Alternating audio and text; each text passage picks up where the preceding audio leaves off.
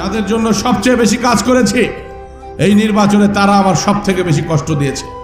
যাদেরকে কিচ্ছু দেয় নাই, যারা আমার সামনাসামনি এসে চেহারাটাও দেখে নাই, সেই তৃণমূলের কর্মীরা এবার নির্বাচন করেছেন আপনারা।